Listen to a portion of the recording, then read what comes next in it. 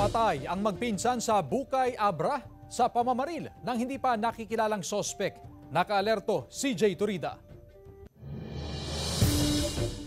Dead on arrival sa ospital ang 59 anyos na operator ng balsa na si Johnny Marilag matapos pagbabarilin sa barangay Bangkagan, Bukay Abra pasado alas 6 ng gabi noong Martes. Namatay naman habang ginagamot sa ospital ang pinsan niyang si Arnold Trinidad at sugatan ang isa pang kasamahan na si Joshua Marquez, pawang mga residente ng barangay Pagala ng parehong bayan.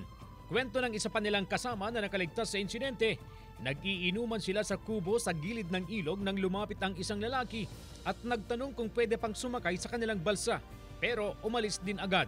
Matapos ang ilang minuto, isa pang lalaki ang lumapit sa kanilang grupo at bigla na lamang namaril. Marilag ta, sir. Sir, ay Trinidad ta, sir. Tapos, Diwan. Nagpapatang kami ta, dadyang araw na kumprala mo rin kita nagyuti, nalipatan natin kung dalag ka para merienda ka, sir. Nagbilbila ka, sir. Pagka mo na tapak na mo, sir.